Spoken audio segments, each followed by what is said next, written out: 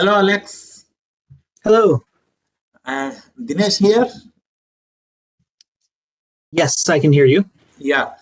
So you are welcome to this interview, and our students are ready to welcome and also to have a great interview with you. So I directly hand over them to have nice interview and have a wonderful chat with you.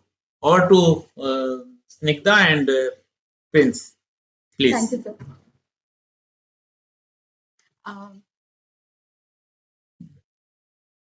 Good morning, sir. Good morning and good evening to you. Thank you, sir. My name is Snigdha, and I'm a research scholar at Department of Library and Information Science, Central University of Haryana. So, very good morning, sir. I am Prince, second year MLIS student. So we are extremely pleased to welcome you, Mr. Alex, the senior editor, Dewey Decimal Classification, in today's interview session. In an hour or so, we will be investing time in discussing things on various areas where Mr. Kyrios has dealt with during his career. So, to begin with, sir, could you please briefly describe your professional journey? I mean, from an intern at the OCLC to the senior editor of Dewey Decimal Classification. I should say I have my volume all the way up, but I'm still hearing you somewhat quiet. So maybe I should repeat the questions to make sure I've understood them. You're asking for my professional background and what I do at OCLC. Exactly, Yes, sir. I went to library school myself, not necessarily knowing what I wanted to do initially, but the cataloging classes and other things related to metadata or information organization really caught my attention. So I sought out part-time positions at the in those sort of fields. I'm not sure about your experience, but in my library science program was postgraduate, and I found it not quite as rigorous necessarily as undergraduate education. And I think we were given time to have internships or part-time jobs as well. And a lot of that practical work really helped me, and I think helped my fellow students as well. So we had a lot of freedom to sort of choose our own specialties rather than I think there was only one very formal program, and that was if you wanted to be a school librarian, you would follow that track. So, having done that, having focused a lot in cataloging and classification in my education, I started looking for work afterwards, and there was an internship with the Dewey Decimal team. And I thought, oh, that would be really interesting. One of the jobs I had was with a local environmental nonprofit that had a large library. And at first they wanted just some very initial processing, note the names, note the authors. And at some point, I had been learning Dewey, and I thought I could give Dewey numbers to these books. And they liked that idea, so I did. And I classified about 1,000 books. In hindsight, I'm sure I made some mistakes. But I had the basic idea, and the team at OCLC I think was very impressed by that. And I was the first of now several Dewey interns. So in that position, I helped prepare the last abridged edition of Dewey. We didn't necessarily know it was the last abridged edition at the time, but several years later, OCLC decided to just focus on Web Dewey, although some of the translations are still free to put out print. And then in 2018, we decided to make a print-on-demand version anyway. But I was an intern. I didn't immediately stick around with OCLC. I went off to an academic library, to the University of Idaho. So this is in a very rural part of the US. There was a lot of study of agriculture and engineering, which is not my background. I studied English literature as an undergrad, but it was an exciting chance to push those cataloging and classification skills further. No one who's cataloging can know everything about every field, so there are tricks to figuring out some of the key words or the basic structures of many fields. So I catalog a lot of theses and dissertations there, again, on things from crop pests to nuclear engineering that I knew very little about, but I got the hang of over time. Then I returned here to Washington, D.C. I'm originally from the East Coast of the U.S., so Idaho is something different for me. I returned to work at the Folger Shakespeare Library, which is, of course, dedicated to the works of Shakespeare, but also to a larger extent, that whole period of time in Europe. So the picture you see there on the screen is me outside of that library. There are these decorative elements on the front from several of Shakespeare's plays. It's still a picture I like of myself, even though it was several years ago. So I was enjoying that job. I was cataloging there, but I just got a call one day from someone I used to work here at OCLC, and said that there was a full-time Dewey job, and was I interested? And yes, I was. So that was now about 7 years ago. So I've been in this position ever since. I think it was 2 years ago.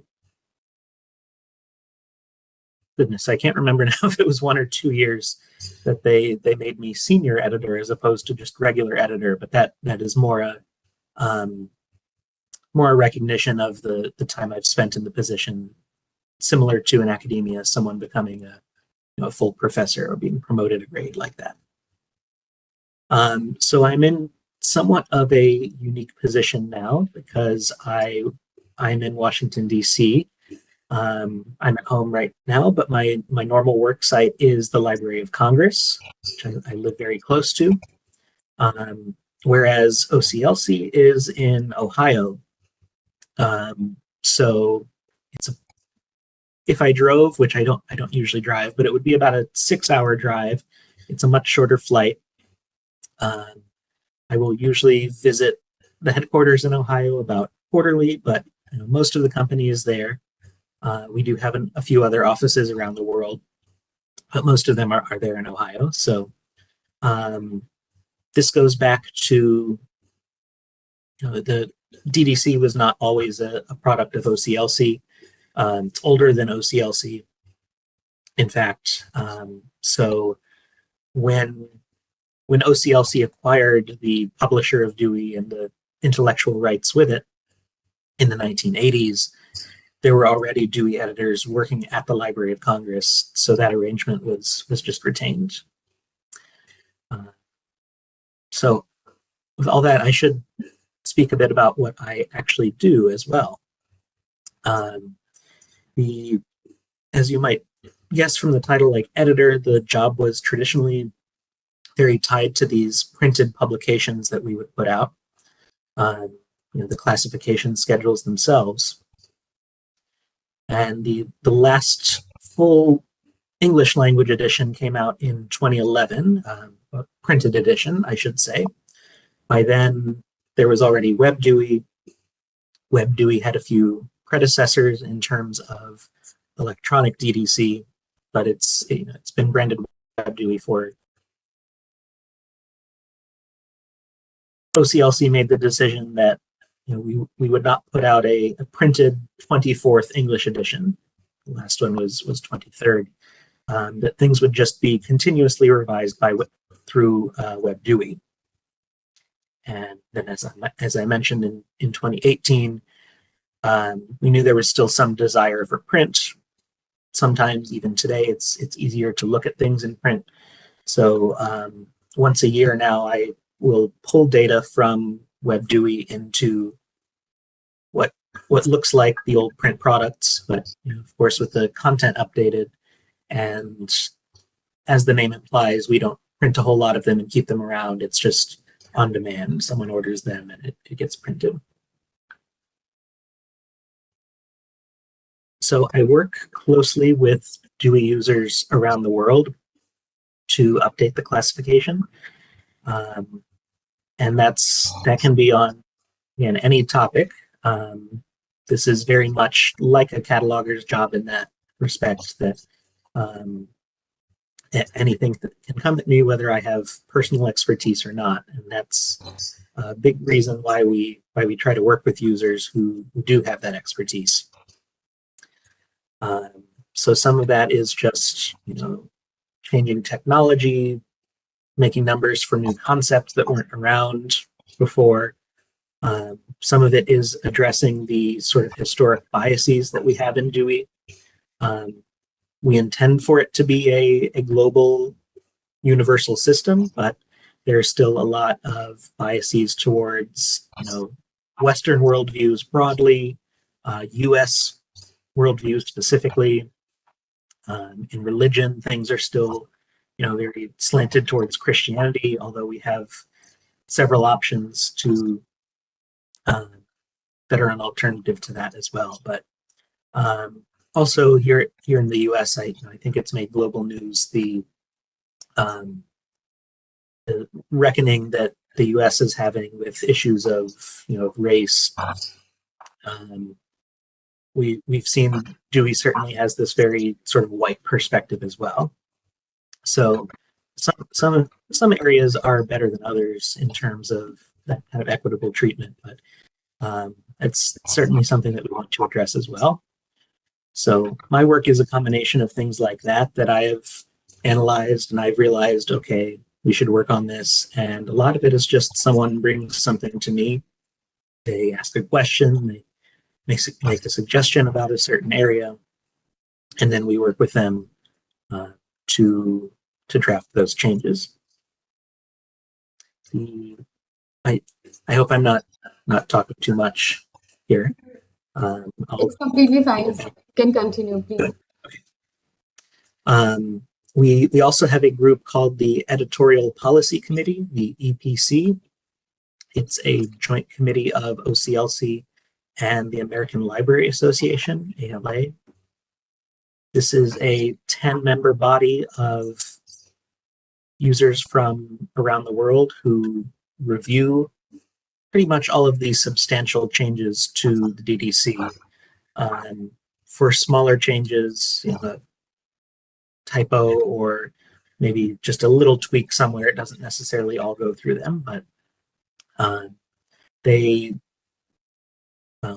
until COVID, they met annually in person. I hope that will resume soon, but they've continued to meet electronically and review these proposals, offer valuable suggestions. It gives them a chance to circulate these proposals with others. And somewhat recently, we sort of opened that process up even further, so that we post the proposals for anyone to see that they can comment on beforehand. So, I'm taking a lead role in a lot of this, but it really is a group effort when we make changes to the DDC.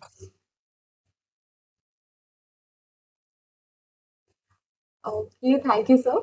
So before going to the Q&A session, I would like to a brief introduction about our guest. Mr. Alex Kyrios is an editor of the Dewey Decimal Classification, employed by OCLC and working out of the Library of Congress. He is responsible for updating and maintaining the world's most widely used library classification system, and for exploring new uses of the system, such as in linked data. He's also overseeing the editing and publication of the latest Spanish translation of the system, as he mentioned. So, thank you, sir. So thank you, sir, for giving us your valuable time from your hectic schedule to take part in this interview. And it's really great to have you here, sir.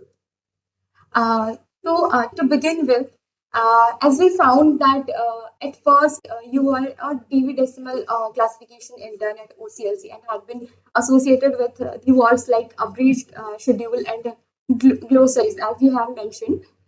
Could you please explain what kind of issues did you face and how did you deal with that, like while dealing with the abridged schedule and glossaries? Can you please explain it, sir? Yes, and to clarify, these are the sort of issues I ran into just in terms of the job as opposed to issues in the classification that I addressed. Okay. Well, for me, when I joined, um, an internship is always somewhat different. But when I joined full time 7 years ago, I was still the youngest member of the team by quite a lot. So there was some initial challenge of just getting up to speed, learning to do what everyone else is doing without feeling like I was dragging down the team by being, the new person who doesn't know anything, and really finding that balance of knowing when to ask my more experienced colleagues a question, while trying to become more independent myself. So I'm not taking up all their time, just having them have to walk me through everything. But if I took the opposite approach and never asked for help, it would be a lot harder for me to learn the job and to get used to it. So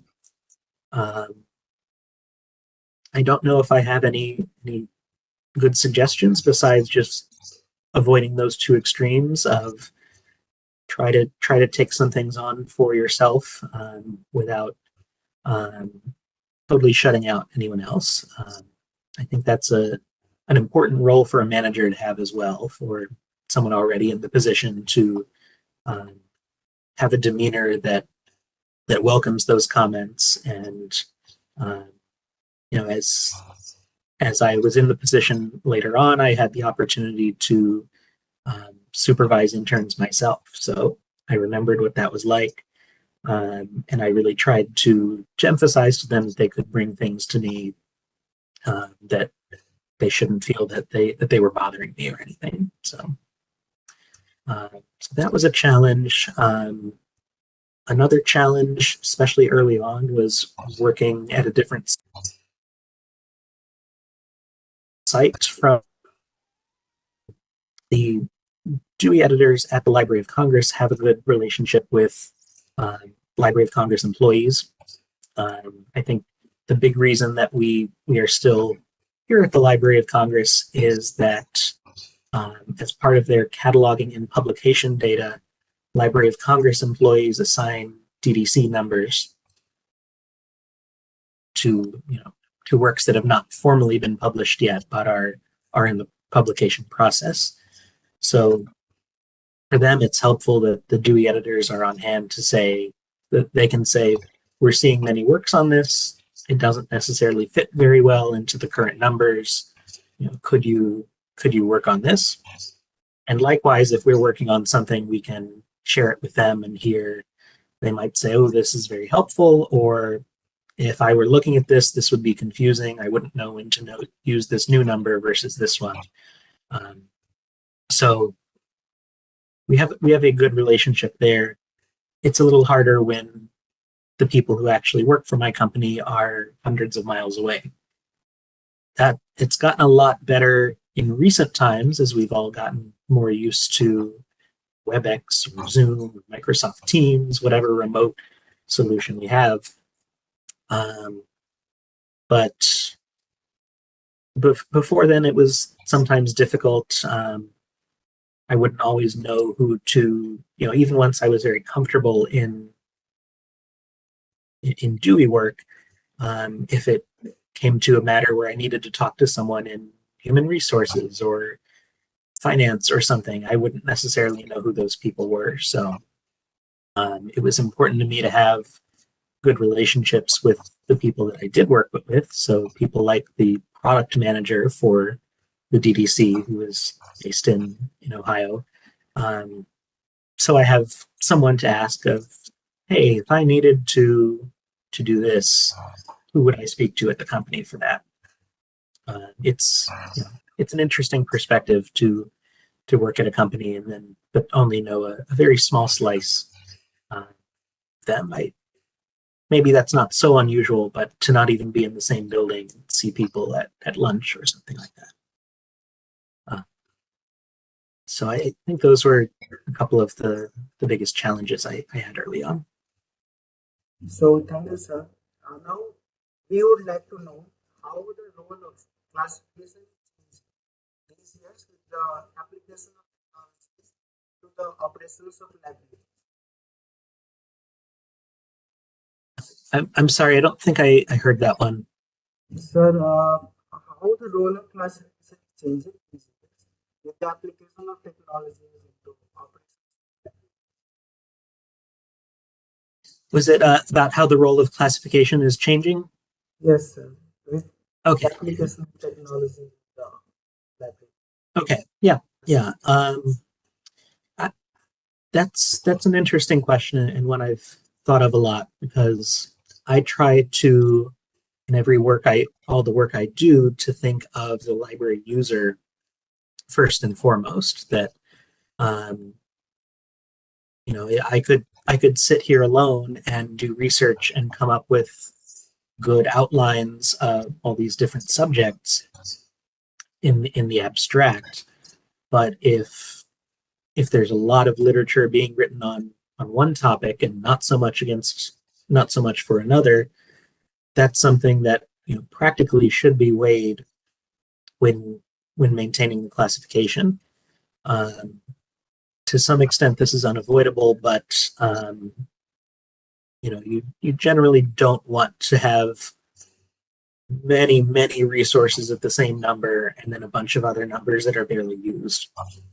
And to some extent that's inevitable, but when we see numbers with a ton of usage, that's usually a sign that they could use more detail.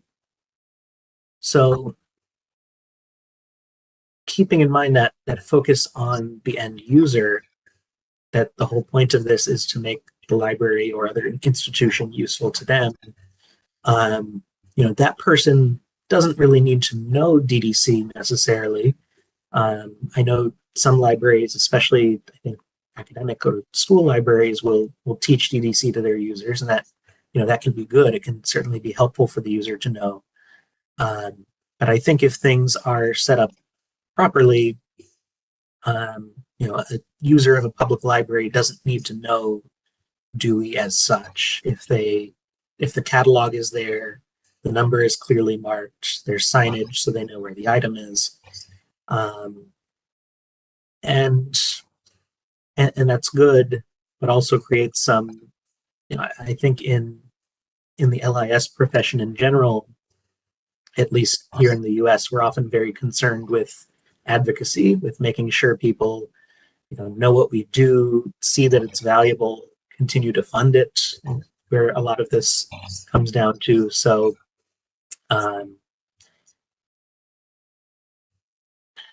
so you have that on one hand. On the other hand, with this proliferation of electronic resources, like you're saying, so many libraries, not even just academic libraries, will now acquire huge batches of ebooks or audiobooks or any sort of digital format, and they will acquire so many at once and just sort of add them as a collection, maybe accepting whatever sort of keyword data, not full catalog records that a vendor will provide. And that's better than nothing. But in some cases, these aren't getting DDC or full classification numbers of any sort. So I think a lot of places, probably because of staffing issues, just accept that, and those resources are probably going to be more difficult for users to see. I don't think many places have the staffing to give those full cataloging treatment, although shared environments like OCLC's WorldCat or any union catalog help with that somewhat, so that if someone has done the work for a title, many others can benefit from it. Something I think you'll see a lot going into the future is leveraging artificial intelligence or other sort of automated approaches to classification. At the German National Library, they've started to do a lot of this, but the DDC is very complex, so they've developed what they call DDC short numbers, which is really just a new way of abridging the system and looking at some of these subject keywords that come through. And it's the work that they do there is more accurate than you might think, but still maybe not quite as accurate as you want. The challenge with these digital resources, I think, pardon me, if it's not cataloged or indexed or somehow represented well, the library might as well not even have it. If you imagine the worst possible cataloging you do of a physical item, as long as it's somewhere in the library, someone might come across it, someone might use it.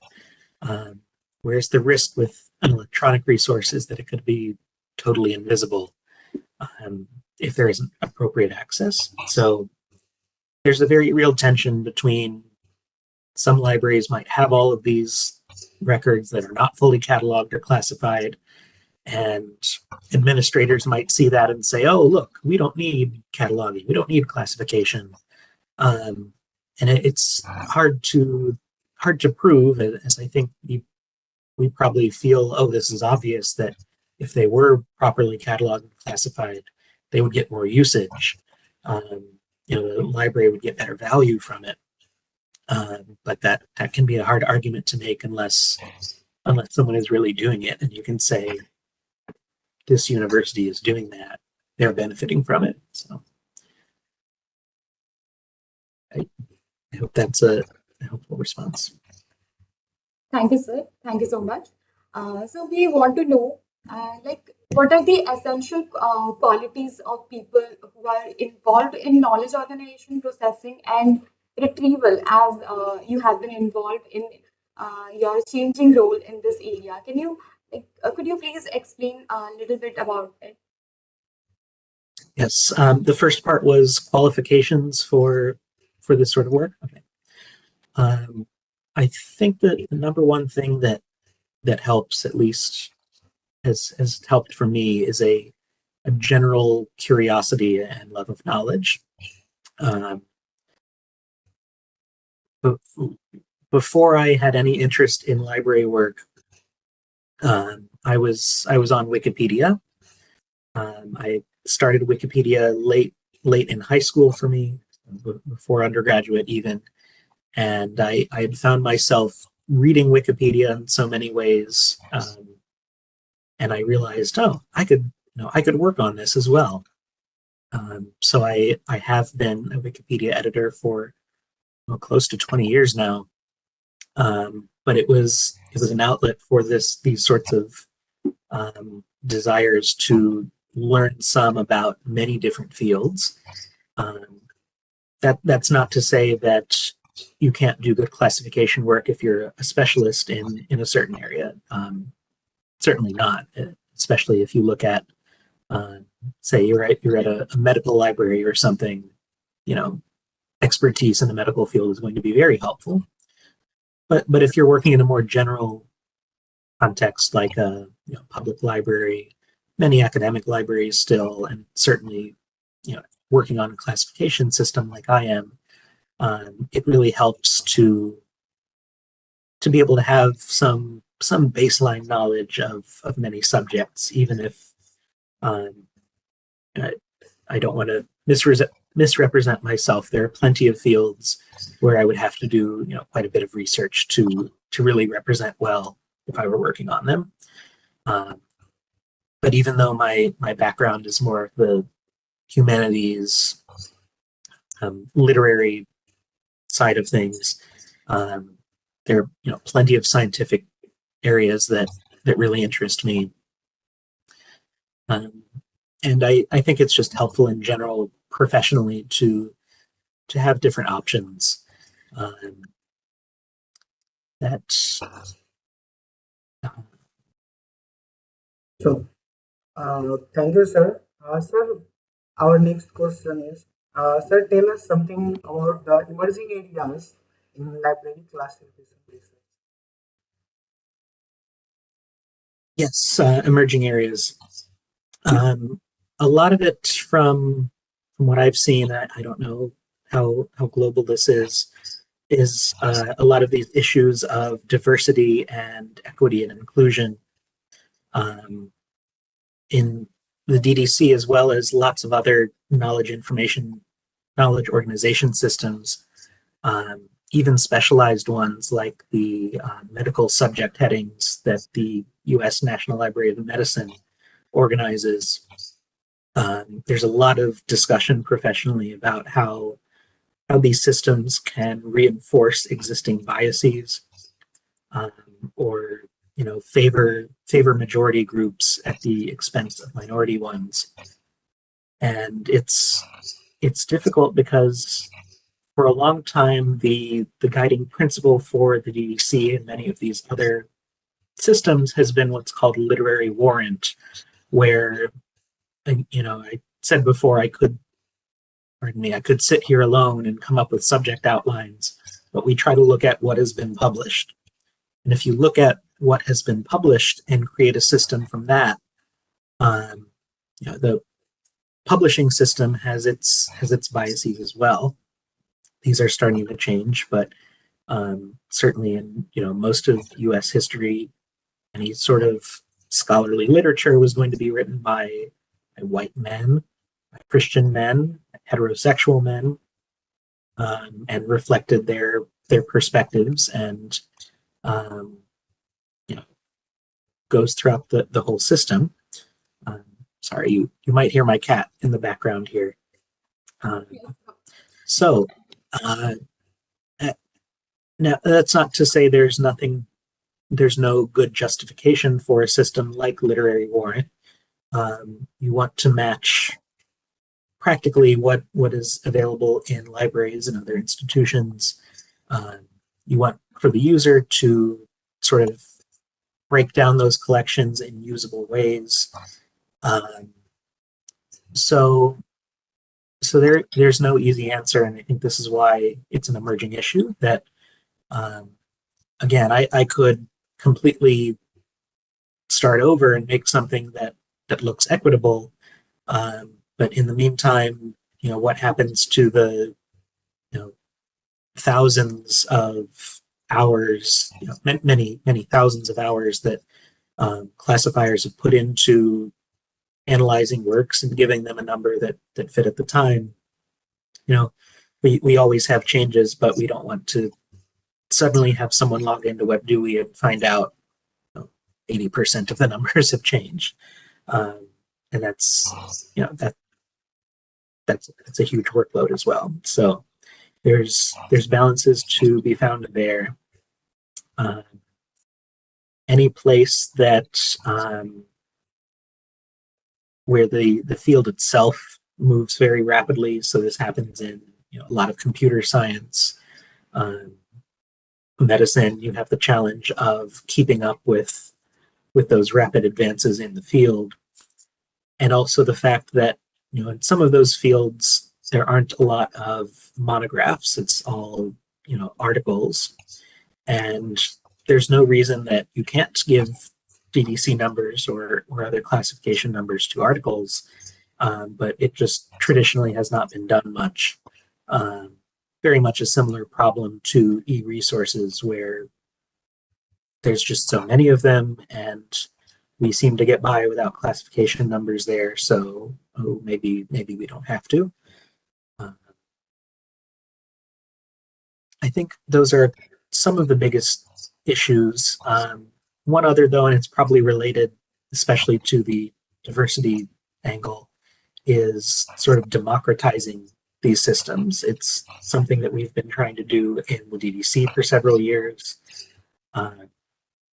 a lot of the other big systems in the U.S. at least are led by government institutions. So, Library of Congress classification, medical subject headings again from National Library of Medicine, where if things are made by public employees, there's, I think, a very justified feeling that there should be more open ways of contributing to them and revising them. The Library of Congress vocabularies have always had procedures like that, I think, but they've often been very difficult, or someone makes a suggestion and they just never hear again, what may have happened to them. So it's something I know that they've been working on. In the DDC, we again have always sort of talked to outside experts. That's one way that you can do classification work when you don't know an area, is to pull in someone who does. But more recently, we've made it so anyone can come up with a proposal of the type that used to just be editors creating. But when you don't have a tradition of that, there's a challenge to publicizing those efforts, letting people know that they can be a part of it as well. So it's one thing to say, we're going to make this an open process, we're going to let anyone contribute. Those are good things to say, but it's another to actually have that start to happen. And it's, I can say that as much as I want. I can't make anyone contribute anything. So. Thank you so much, sir. Mr. Kyrios, could you please explain, describe an effective data management plan in regard to DBC? I mean, how it keep a track on the development taking place in universe of knowledge. Sorry, it was a bit quiet in the beginning that time. Yes, sir. So I'm asking, can you please describe an effective data management plan in regard to DDC? Data management plan. Well, I don't know if I will have a good answer there, but I can tell you a bit about how we have managed the data. The sort of central Dewey data lives in a database called the ESS, or Editorial Support System. It is in a MARC format, but somewhat different MARC than you would use for bibliographic resources. It's called the MARC classification format. So at first glance, it looks similar, but many of the fields and the meanings of them are different. I don't have much insight into what that looked like before computers, but I know from early on there was some level of electronic tracking of these changes over time. So the data in that database, the ESS, is what feeds out to WebDewey and the translations and the print on demand. Even the later printed editions were coming from this as well. So in that sense, it's all in one place. It feeds out to these other places.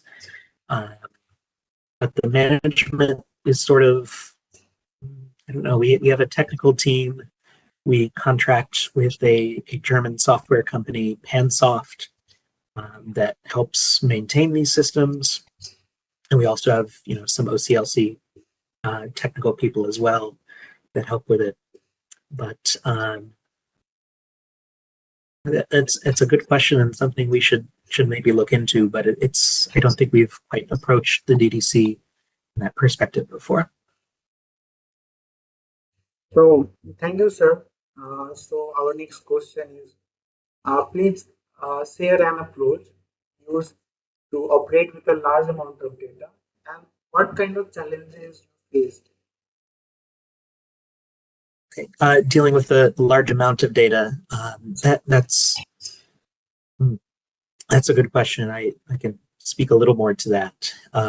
So I say a lot that the number of potential DDC numbers is not truly infinite, but it is, I can't quantify. It might be, quadrillions or quintillions because of all the different facets and all the different ways that you can build specific numbers in the DDC, far beyond the ones that we specifically spell out. Geographic aspects alone are a good way to think of this, that for any subject in the DDC, okay, you have one number for the subject, but you can build a number for that subject in the US, that subject in India, that subject in any specific state of India, that subject in the ancient world, and that's, again, just looking at those sort of geographic aspects. So it would be an interesting project for a computer, and I'm sure it would need to be a computer to give account of, okay, this is how many potential Dewey numbers are out there, and it would change all the time, depending on how we change them. So one of the really good things about Web Dewey versus the print edition is that we aren't as concerned with being concise. It's still good to be concise, but the index is a good example for the DDC. That a print index, you had to be really careful about. It was a full volume, a thick printed volume of its own that you didn't want to get too large, which fortunately is not a concern in an electronic environment. You can have the index be as large as you want. We provide thousands of those built numbers that are not new in the sense that anyone using a printed edition could have built those numbers themselves anyway. But it's, just as an environment like WorldCat is helpful because you can see someone else has done the work. I don't need to do the work again. You have all these very helpful examples of built numbers that are out there that even when the number itself isn't necessarily what you want to use, it gives you a starting point. You have a number for the graphic arts in one country, and you want to make it for the graphic arts in another country. You're swapping a few digits. You don't have to start that process from the very beginning. But of course, the more numbers you have out there, the more there's a bit of a maintenance burden that I thought of graphic arts, I think, because we had a big change recently in graphic design and design as a field in its own right, which is a somewhat newer. That sort of work has been done for centuries, but the idea of design as a discipline is somewhat newer. So when we changed that, among other things that we moved in there was philately, the collecting and appreciation of stamps. And there were a lot of built numbers there that I had to, either just clear out or make new versions of that would not have been a problem in print. So I think the hope is that this sort of democratizing the process helps with this, that if nothing else, people can contact me and say, oh, you missed something over here. But that's a balance we're always trying to find between giving enough detail and enough options that it can be satisfying for classifiers without becoming too unmanageable. Thank you, sir. We have another question. That is, these days, more new subjects are adding up with DDC. And so the question is, how do you incorporate new subject and exclude redundant subjects from the scheme? Could you please explain? That's a good related question to the one you just asked. In some ways, things were easier when DDC was primarily a print product. There were usually about 7 years between editions, and even once those initial electronic versions came along, big changes would mostly just be released along with those print versions. So it was very easy if you were planning something out. I shouldn't say very easy, but it was more simple if you knew you were going to make substantial changes in an area to say, okay, we'll roll this out with the next print edition 4 or 5 years in the future. And in the meantime, you could be announcing this. You could bring it up in conferences that one of the things to look forward to in this new edition will be these changes in such and such. So these days, it's a little more challenging when you don't have that to. I said earlier, I don't want someone to log into WebDewey and find out that a ton of things changed overnight without some idea that it's coming. So the big test we had of that recently was the graphic design changes that took a 3-digit number that had been empty for several decades. So it was helpful in that case that we essentially found some empty room. I'm sure there's some works out there that had those old numbers on the spines, but for many institutions that would not be the case. So it was easier to move things into that kind of empty space. So even without print editions, we try not to immediately change the meaning of a number from one thing to another. First, we'll try to empty it out. So that still involves changes, but if I have an idea that I want to use this number for something new, the first step is probably take what's there now and move it somewhere else. Or maybe determine, okay, no one writes about this anymore. We really don't need it, but that's hard to do in a global system. So some of it is just sort of communication, like I said, whether that's blog or conferences, or getting the word out, letting users know that a change is coming. The electronic tools can help with this a lot. So WebDewey has a feature where you can look at a feed of all the new changes. I think we definitely took some inspiration from Wikipedia in this, in that you can see new things highlighted in green, or things that were removed struck through in red. They're all date stamped, so you can look through that history information and get a sense of what something used to look like, which is much harder to do in print. In print, we would have a few notes that we might say, okay, this used to be at that number, but then when it came time to produce the next edition, we would remove that information just because of space. So there's that. I'm mostly not speaking to smaller changes just because they're easier to do.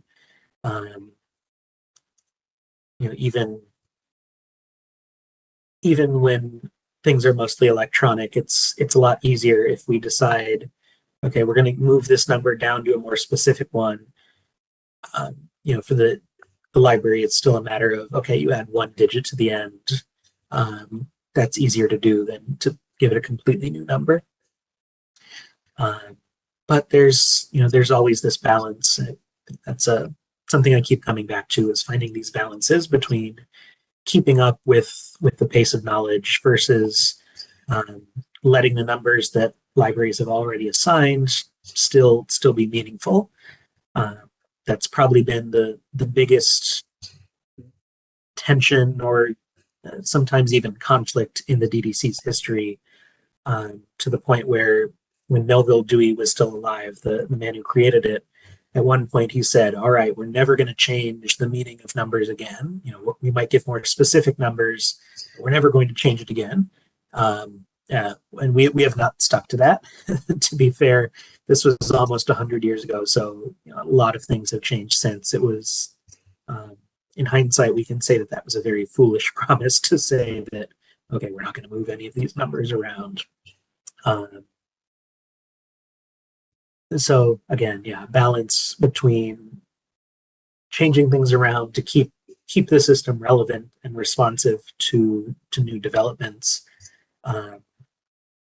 without you'll certainly find areas in the DDC where you might think, oh, shouldn't this topic and this topic be next to each other? They're so related. And the reason they're separate may very well be, when the second topic came along, there was no space for it. We just put it there. While I was obviously not around to see this, some of my older colleagues were around when computer science really emerged. I think that's been the biggest example of a very large discipline that just did not exist at some point. So in the very early years, it was seen as mathematics. That's where the roots of computer science are. But it didn't take very long to realize that it needed its own space, that couldn't put it all with mathematics. So it's now in the beginning of the DDC in the 00 section with library science, information science, general knowledge. So we kind of made that work. These are similar fields, but perhaps in a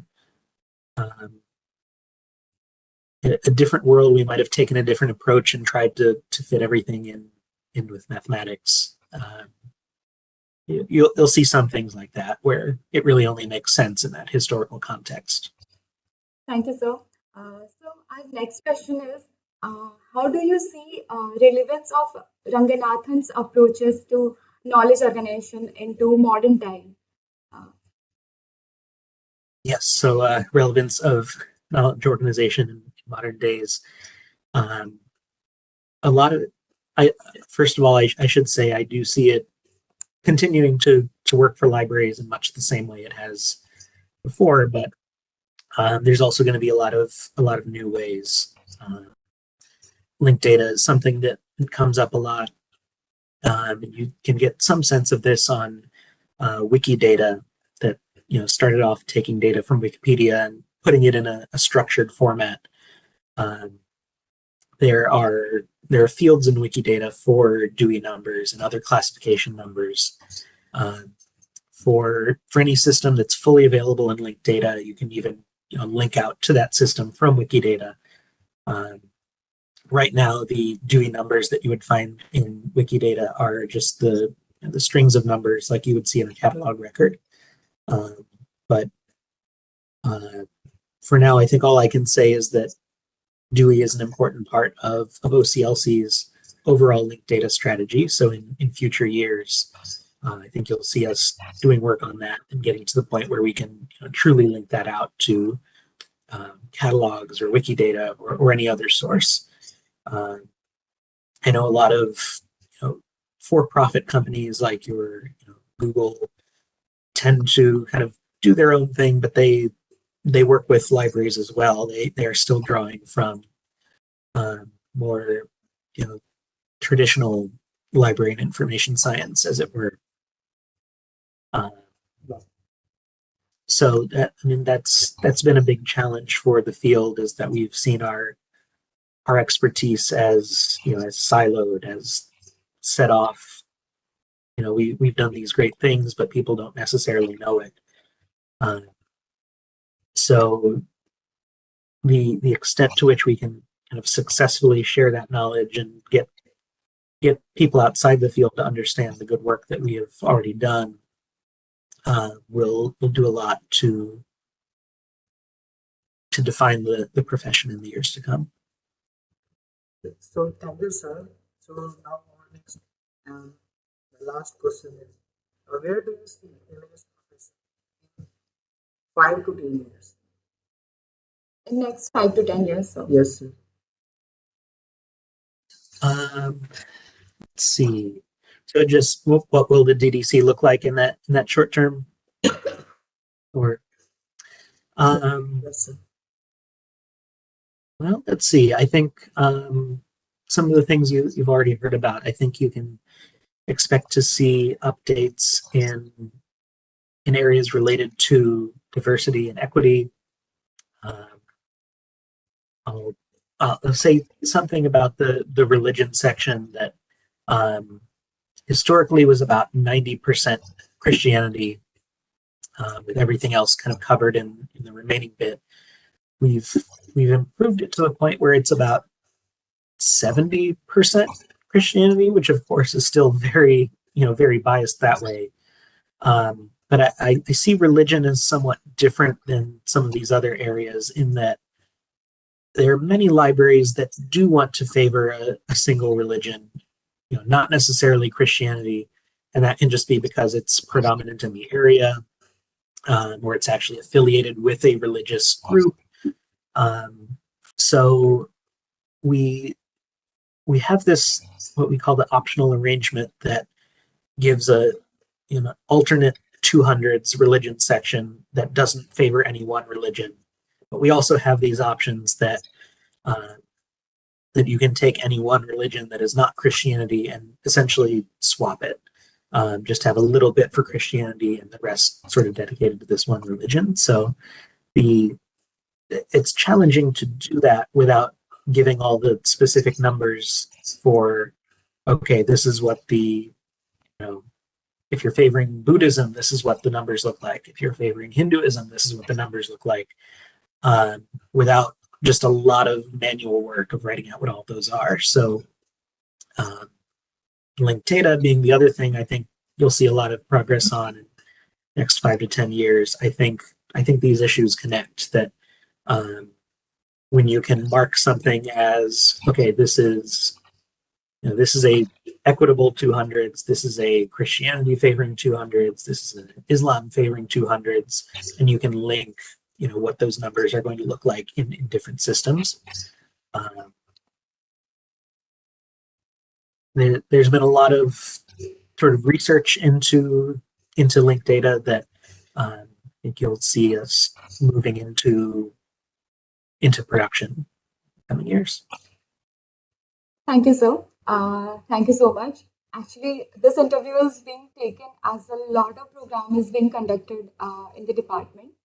We have been organizing several events, like every month a webinar is conducted as a part of lecture series for a year, commemorating 50 years since the passing away of Dr. Shyali Ramamrita Ranganathan, with the theme Alliance Education after Dr. S.R. Ranganathan. And also, we are planning to organize several international competitions with regard to it in the coming months. Thank you so much, sir, for taking part in this interview session. It's really nice to talking with you, sir. Thank you very much, and good luck with all of those. Feel free to reach out to me if there's anything else. Sure, sir. Thank you so much, sir. Thank you, sir. All right. Have a good day, Take care. too. You too. Bye. Okay. Thank you, sir.